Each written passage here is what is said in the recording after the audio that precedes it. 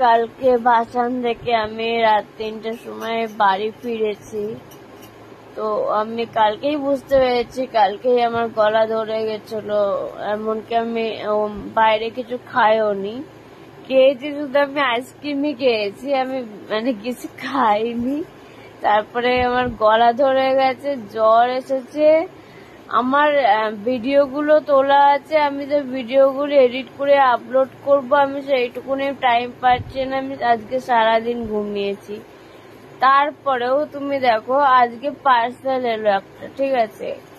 Parcel আসার পর মানে ওর জন্য আমি আমার আসার জন্য এর জন্য আমি একটা ভালো পার্সেল কিনলাম। একটা তোমাদের আমি দেখাচ্ছি আমি কি কিনেছি, ঠিক আছে? ওর জন্য একটা ভালো পার্সেল কিনলাম যে ও ভালো করে গদিতে ঘুমোবে। সবকিছু লাইট অফ হয়ে গেছে, এই যে দেখো, ও ভালো করে গদিতে ঘুমোবে। ওর জন্য একটা ডগ বেড কিনে দিয়েছি আমি, ঠিক আছে?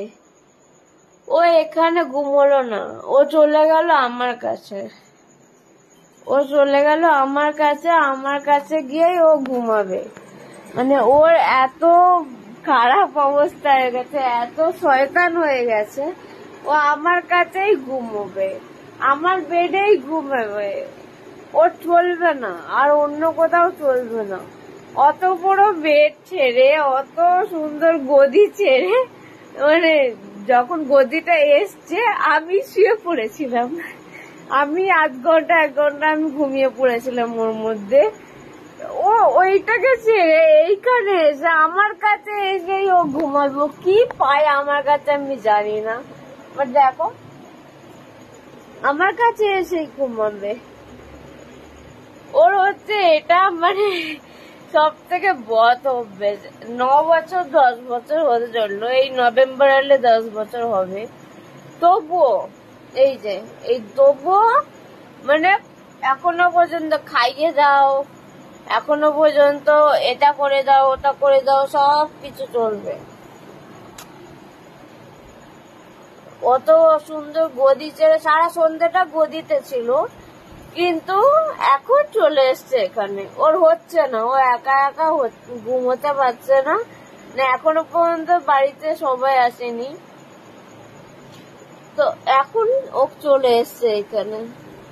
তাহলে অবস্থাটা ভাবো, কতটা শয়তান ও, আমাকে ছাড়া ঘুমাবে না, কতটা বদমাইশ। এই যে আদর খাওয়ার জন্য এরম ভাবে শুয়ে পড়েছে, এরম করে মরবো।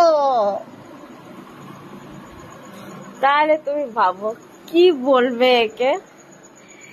আমার জ্বর এসছে, আমার গলা বসে গেছে, বুঝতে পারছো?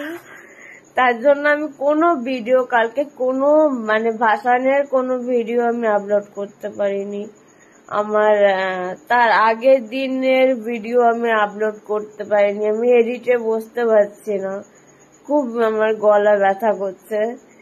তো আমি মানে কথা বলতেই পারছি না, কথা পুরো গ্যাস গ্যাস করছে। তার জন্য আমি আপলোড করে আমি ছাড়বো।